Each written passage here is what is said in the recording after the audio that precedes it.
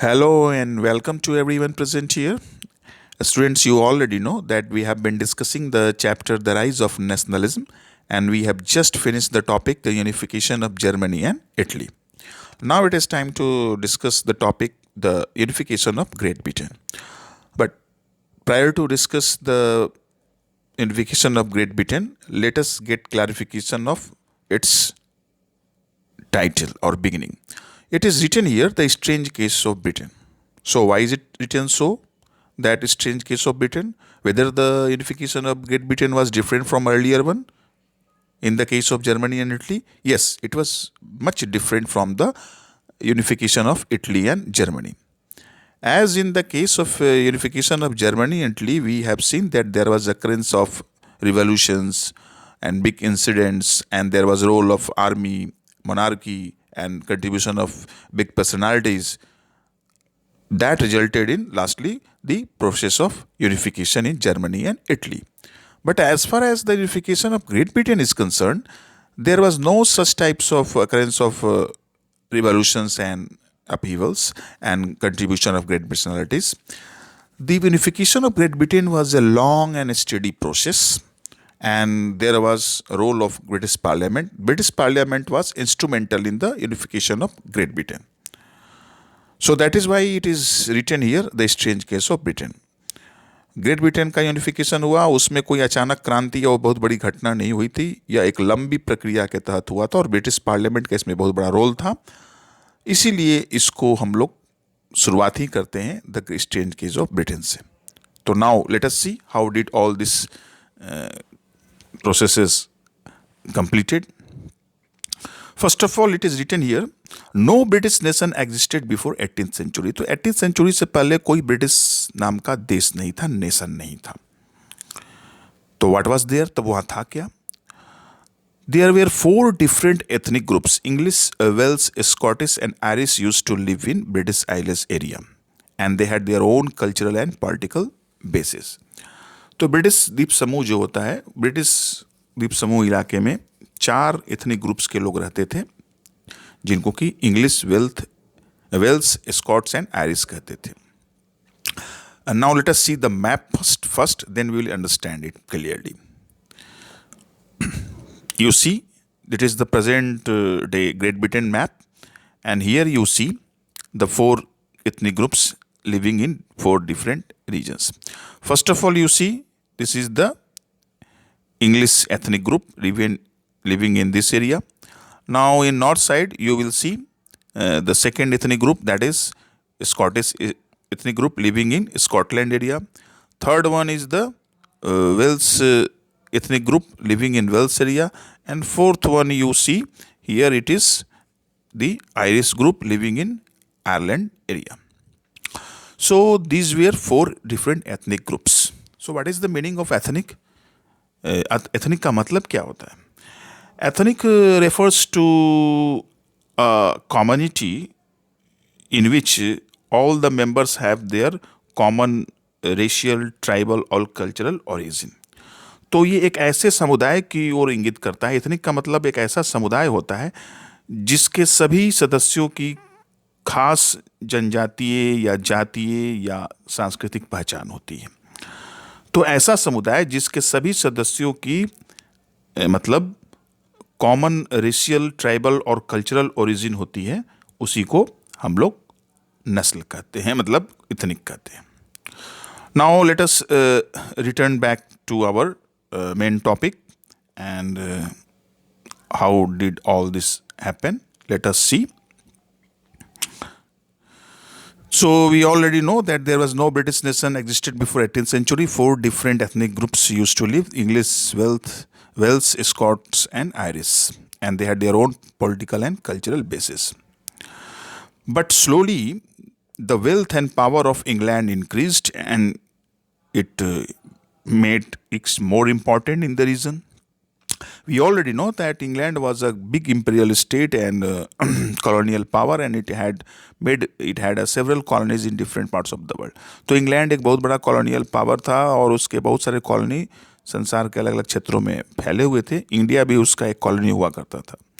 तो as in the course of time, the wealth and importance of England increased, it started to make dominance in the British Isles area. तो जैसे जैसे England का power बढ़ने लगा, धन दौलत में वृद्धि हुई, उसका प्रभाव अपने क्षेत्र में बढ़ने लगा. तो सबसे पहले कौन सी घटना हुई? First of all, the English parliament seized monarchy in 1688. सबसे पहले ब्रिटेन में मोनार्की का शासन खत्म हुआ 1688 में, और वहां का शासन पार्लियामेंट के तहत चलने लगा, इंग्लिश पार्लियामेंट के तहत 1688 में. Then what was the next one? An Act of Union 1707 was signed between England and Scotland, and Scotland was annexed in England, and it was named as United Kingdom of Great Britain. तो सबसे पहली घटना हुई थी कि 1688 में British parliament वहाँ का शासन चलाने लगा, मोनार्की से पावर को सीज कर लिया. दूसरी घटना हुई सबसे की इम्पॉर्टेंट कि एक्ट ऑफ यूनियन 1707 एक संधि हुई इंग्लैंड और स्कॉटलैंड के बीच में, और स्कॉटलैंड को इंग्लैंड में मिल गया, और फिर उसका नाम पड़ा United kingdom of Great Britain. But after merging of Scotland in England, Scotland could no longer continue to keep its identity, cultural identity and language identity. लेकिन स्कॉटलैंड जब इंग्लैंड में मिल गया तो उसकी अपनी सांस्कृतिक और भाषाई पहचान धीरे धीरे समाप्त होने लगी. There was systematic suppression on the part of England towards the language and culture of Scotland, and even the Scottish people were driven out from their homeland and they were not allowed to use their indigenous language Gaelic. तो Scotland को धीरे धीरे उसकी सांस्कृतिक और भाषाई पहचान को समाप्त करके उसके ऊपर इंग्लिश कल्चर और इंग्लिश लैंग्वेज को धीरे धीरे लाद लिया गया, और स्कॉटलैंड की पहचान धीरे धीरे समाप्त हो गई. उन्हें अपनी भाषा गेलिक को भी यूज नहीं करने दिया जाता था. तो we come to know that first of all the British Parliament seized the power from monarchy in 1688. Then Act of Union signed between England and Scotland resulted in merging of Scotland and England. It was named United Kingdom of Great Britain. But after that, Great Britain started to suppress the cultural and language identity of Scottish people, and it made its own culture and language dominant over the Scottish identity. Then the England turned its side towards Ireland. Ireland was divided into Catholic and Protestant community. England was a Protestant country. Protestant community people used to live in England. So England helped the minority Protestant community in Ireland to make dominance over majority Catholic community.